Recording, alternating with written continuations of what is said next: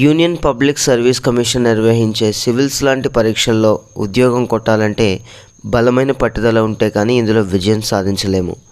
Civils సాధించాలనే బలమైన లక్ష్యంతో ఉన్న ఈ యువకుడు మంచి ర్యాంకు సాధించడానికి 4 సార్లు ప్రయత్నించాడు. తొలి 3 ప్రయత్నాలు విఫలమైన తర్వాత 4వ ప్రయత్నంలో విజయం సాధించాడు. అయితే ఈ యువకుడే కిస్లాయ్ కుష్వాహా. ఈ నేపథ్యంలో కిస్లాయ్ కుష్వాహా ఐఏఎస్ సక్సెస్ స్టోరీ మీకోసం. ముందుగా కుటుంబం గురించి మాట్లాడుకుంటే కిస్లాయ్ కుష్వాహా ఉత్తరప్రదేశ్లోని మహమ్మదాబాద్లోని గాజీపూర్ ప్రాంతానికి చెందినవారు. కిస్లాయ్ కుష్వాహా 2 ఏళ్ల వయసులోనే అతనిని అతని కుటుంబాన్ని తండ్రి వదిలేశాడు. వీరిని వదిలేసి అతను సన్యాసం పుచ్చుకున్నాడు. అప్పటి నుంచి అతనిని కష్టపడి తల్లి పెంచింది. అతనికి చదువు విషయంలో ఉన్న పట్టుదలను గుర్తించిన తల్లి అతనికి మరింత సహకరించింది. చివరకు యూపీఎస్సీ 2020లో 526వ ర్యాంకు సాధించి కుటుంబానికి మరింత గౌరవాన్ని అందించాడు. అలాగే 2021లో జాతీయ స్థాయిలో సివిల్స్ 133వ ర్యాంక్ సాధించాడు. అయితే కిస్లే మహమ్మదాబాద్లోని 8వ తరగతి వరకు చదువుకున్నాడు. వారణాసిలోని సన్బీమ్ స్కూల్లో 9వ తరగతి నుంచి 12వ తరగతి వరకు చదువుకున్నారు. ఆ తర్వాత ఇంజనీరింగ్ పరీక్షలకు సిద్ధం కావడానికి కోటాకు వెళ్ళారు. అక్కడ చదువుతున్నప్పుడు అతను ఢిల్లీ ఐఐటికి ఎంపికయ్యాడు. ఎలక్ట్రికల్ ఇంజనీరింగ్ పట్టా పొందిన తర్వాత అతను ఎన్టీపీసీలో పనిచేశాడు. అదే సమయంలో యూపీఎస్సీ సివిల్ పరీక్షకు ప్రిపరేషన్లో నిమగ్నమయ్యాడు. సివిల్ సర్వీస్లో చేరాలని అతని పట్టుదల. అదే సమయంలో యూపీఎస్సీ సివిల్స్ పరీక్ష ప్రిపరేషన్లో నిమగ్నమయ్యాడు. సివిల్ సర్వీస్లో చేరాలని అతని పట్టుదల. 1 సంవత్సరం పాటు పనిచేసిన తర్వాత తన కోరిక గురించి తన కుటుంబానికి తెలిసేలా చేసి ఆ తర్వాత ఉద్యోగాన్ని వదిలేసి యూపీఎస్సీ పరీక్షకు పూర్తిగా సిద్ధమవడం ప్రారంభించాడు. దీంతో సివిల్ సర్వీస్కు వెళ్ళాలనే పట్టుదలతో చేస్తున్న ఉద్యోగాన్ని వదిలేశారు. యూపీఎస్సీలో మంచి ర్యాంకు సాధించడానికి 4 సార్లు ప్రయత్నించినట్లు కిస్లాయ్ తెలుపుతున్నారు. తొలి 3 ప్రయత్నాలు విఫలమైన తర్వాత 4వ ప్రయత్నంలో సాధించినట్లు మనకి చెప్తున్నారు. 3 ప్రయత్నాల్లో తాను చేసిన లోపాలను సవరించుకొని 4వ ప్రయత్నంలో విజయం సాధించానంటూ చెప్పడం జరుగుతుంది. కిస్లే పదే ప్రయత్నించినప్పటికీ అతను విఫలమైనప్పుడు నిరాశ చెందాడు. కానీ దానిని ఎలా నిర్వహించాలో అతను కాలక్రమేణా దాని ఉపాయాలు నేర్చుకున్నాడు. దీనికోసం మానసిక స్థాయిలో పరిపక్వత ఉండాలని ఆయన చెప్పారు. 4వ ప్రయత్నంలో మాత్రం చాలా కష్టపడ్డారు. చివరకు విజయం సాధించారు. కుటుంబ సభ్యుల సహకారంతో తాను ప్రతికూలతలను ఎదిరించానని ఆయన చెప్తున్నారు. సివిల్స్ ఇంటర్వ్యూ సమయంలో కిస్లాయ్ కుష్వాహా ఇంటర్వ్యూకి ముందు రోజు తగినంత నిద్రపోవడానికి ప్రయత్నించాడట. ఇంటర్వ్యూ సమయంలో మీరు అప్రమత్తంగా లేకుంటే మీరు మెయిన్స్లో ఎంత మంచి స్కోర్ చేసినా తుది జాబితాలో మీ పేరు కనిపించదు. అందుకే ఇంటర్వ్యూలో మీరు సానుకూలంగా ఉండాలి. నేను దినచర్య ప్రకారం పనిచేస్తానన్నాడు. మీరు సానుకూలత పొందిన వ్యక్తులతో మాట్లాడండి. నా ఇంటర్వ్యూ దాదాపు 35 నిమిషాలు కొనసాగింది అని చెప్పారు. ఎటువంటి ప్రశ్నలు అడిగారు ఇంటర్వ్యూ ప్యానెల్లో అని చూసుకుంటే అధికార యంత్రాంగంలో ప్రభుత్వం ఏం మార్చాలనే ప్రశ్న వచ్చింది. దానికి సమాధానం ఏం చెప్పారంటే ప్రజలు ఏదైనా విభాగానికి వెళ్ళినప్పుడు వారు చాలా సమయాన్ని కోల్పోతారు. ప్రజల అవసరం ఏమిటో మనం డిపార్ట్మెంట్లో గుర్తించగలిగేలా మనం అలాంటి వ్యవస్థను తయారు చేయాలి. డిపార్ట్మెంట్ అటువంటి వ్యక్తులను కూడా సంప్రదించింది. తద్వారా డిపార్ట్మెంట్లో జనాలను సేకరించాల్సిన అవసరం లేదు అని చెప్పారట. రెండవ ప్రశ్న వచ్చేసరికి శాస్త్రవేత్త ఆలోచిస్తాడు, ఇంజనీర్ చేస్తాడు. ఈ వాక్యాన్ని ఎవరు చెప్పారని అడిగారట. ఈ వాక్యం తప్పనిసరిగా ఇంజనీర్ ద్వారానే చెప్పబడి ఉండాలి అని చెప్పేసి సమాధానం ఇచ్చారట. ప్రశ్న: దీని ద్వారా మీరు ఏం అర్థం చేసుకున్నారు? మీరు దాంతో ఏకీభవిస్తున్నారా? దానికి సమాధానం 1930లో విశ్వేశ్వరయ్య చెప్పినారు. అప్పుడు డాక్టర్లు, ఇంజనీర్లు విడిగా పనిచేసేవారు. శాస్త్రవేత్తలు విడివిడిగా పనిచేసేవారు. కానీ నేటి వాతావరణం భిన్నంగా ఉంది. శాస్త్రవేత్త కూడా ఆవిష్కరణ చేస్తున్నారు, కొత్త ఉత్పత్తులను కూడా సృష్టిస్తున్నారు. ఇంజనీర్ శాస్త్రీయ పరిశోధనలో పాల్గొంటాడు, పరిశోధనలు చేస్తున్నాడు. ఇప్పుడు పూర్తిగా విలీనం చేయబడింది అని సమాధానం ఇచ్చారట. తరువాత ప్రశ్న: సౌరశక్తి ఉపయోగకరంగా ఉంటుందా అని అడిగారట. దానికి ఇచ్చిన సమాధానం: అవును, అది ప్రయోజనకరంగా ఉంటుంది. ప్రస్తుతం సౌర వ్యవస్థ నుంచి విద్యుత్ యూనిట్ ధర చౌకగా మారింది. మనం కూడా దీనిని ప్రవేశపెడితే బాగుంటుందని సమాధానం ఇచ్చారట. తర్వాత ప్రశ్న వచ్చేసి మారుమూల ప్రాంతాల్లో విద్యుత్ ఉత్పత్తి చేసే పద్ధతులు ఏమేమి ఉంటాయని అడిగారట. దానికి ఇచ్చిన సమాధానం వికేంద్రీకృత విద్యుత్ ఉత్పత్తి ఉండాలి, డీజిల్ బయో ఇంధనాన్ని ఉపయోగించవచ్చు, సౌర ఫలకాలను వ్యవస్థాపించవచ్చు అని సమాధానం ఇచ్చారట. తర్వాత ప్రశ్న చూసుకుంటే ఒలింపిక్స్లో ఎక్కువ పథకాలు రావాలంటే ఎటువంటి ప్రణాళిక ఎలా ఉండాలి అని అడిగారట.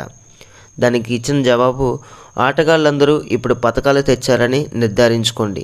తదుపరి ఒలింపిక్స్లో ఈ ఆటగాళ్ళందరూ పథకాలు తీసుకురావాలి.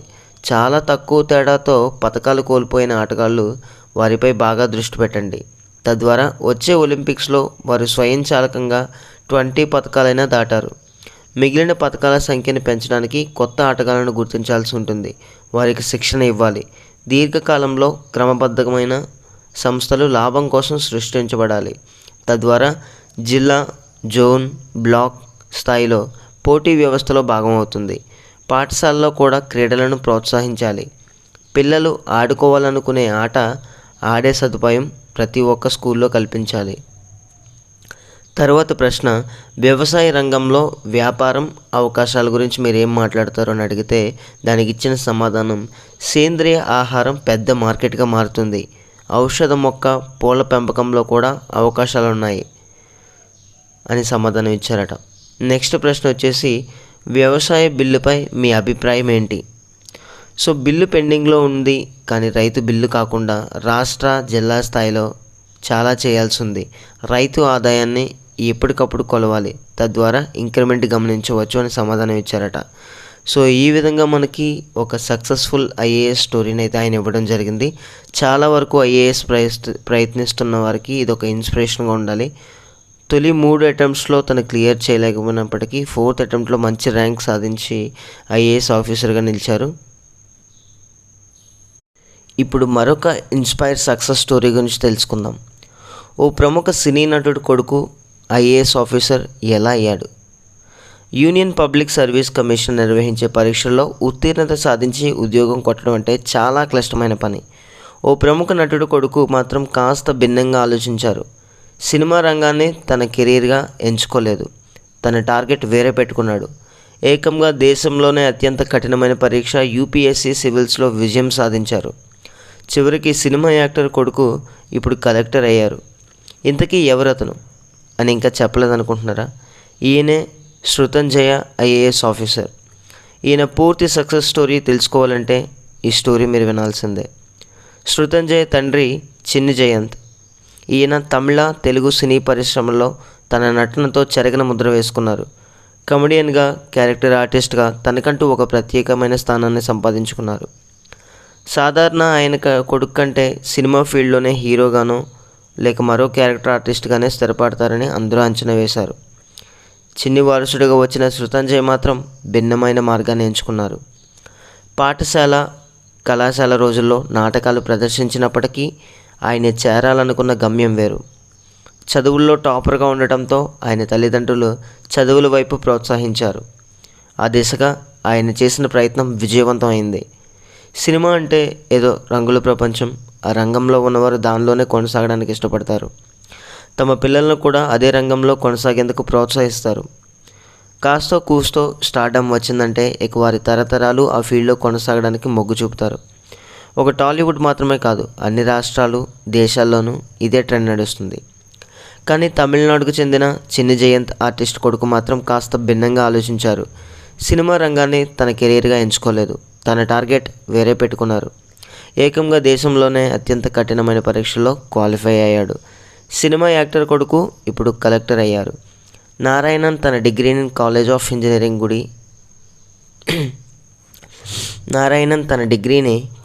ఇంజనీరింగ్ గుండి, మాస్టర్స్ డిగ్రీని అశోక యూనివర్సిటీ నుంచి పొందారు. అనంతరం ఒక స్టార్టప్ కంపెనీలో అధిక వేతనానికి ఉద్యోగంలో చేరారు. నైట్ షిఫ్ట్స్ మాత్రమే ఉద్యోగం చేస్తూ ఉదయం సమయంలో యూపీఎస్సీ పరీక్షకు సన్నద్ధమయ్యేవారు. రాత్రంతా పనిచేసిన ఉదయం వేళ కనీసం 5 గంటలు ఆయన యూపీఎస్సీకి ప్రిపేర్ అయ్యడానికి పెట్టుకునేవారు. పరీక్షల దగ్గరికి వచ్చిన సమయంలో రోజుకు 10 గంటల ప్రిపరేషన్కు కేటాయించి చివరికి 2015లో విజయం సాధించారు. ఏకంగా ఆల్ ఇండియా స్థాయిలో 75వ ర్యాంక్ సాధించడం అంటే ఆయన కష్టం అందులో ఎంత ఉందో మనకు అర్థమవుతుంది. నారాయణన్ ప్రస్తుతం తమిళనాడులోని త్రిపుర్ జిల్లాలో సబ్ కలెక్టర్గా విధులు నిర్వహిస్తున్నారు.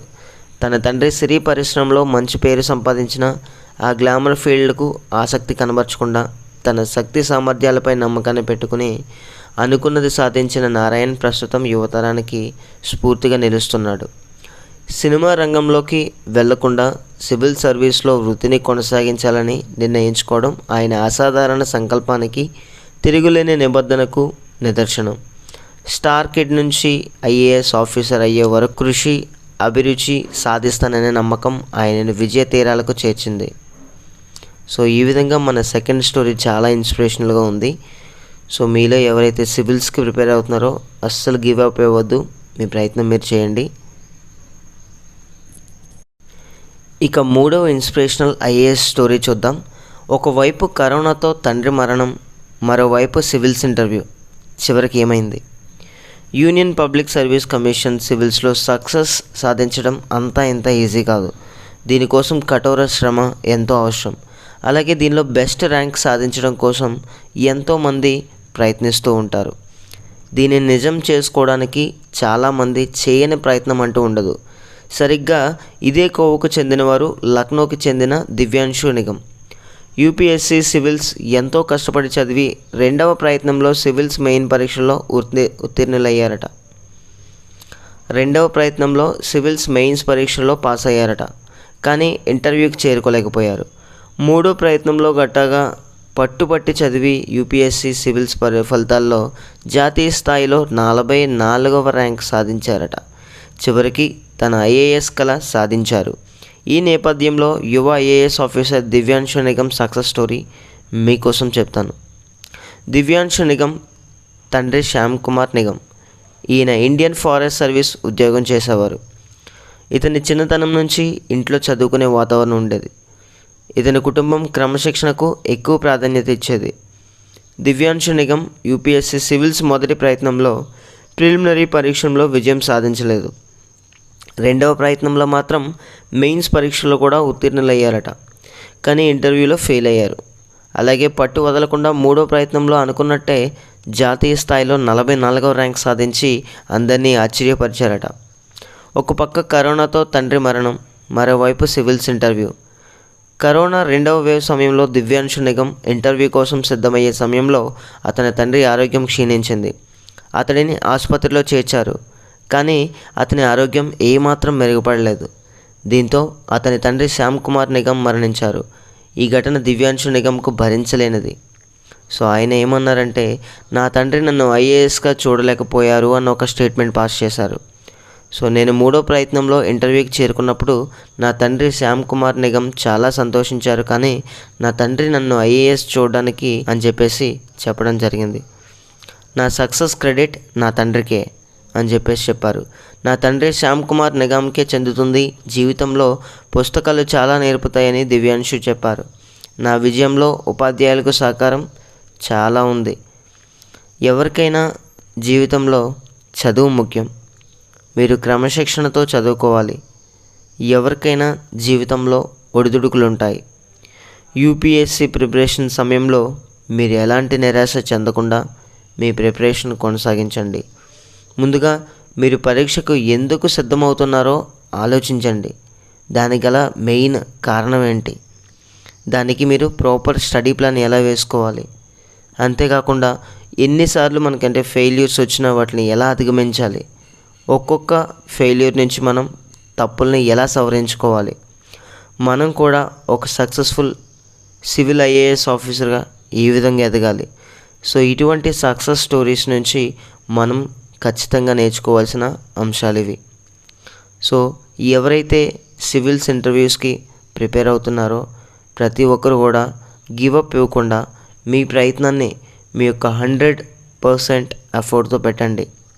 సక్సెస్ ఆటోమేటిక్గా అదే వస్తుంది. సో మరిన్ని అప్డేట్స్ మన ఛానల్లో రెగ్యులర్గా ఇవ్వడం జరుగుతుంది. మీరు మన ఛానల్ని సబ్స్క్రైబ్ చేయడం వల్ల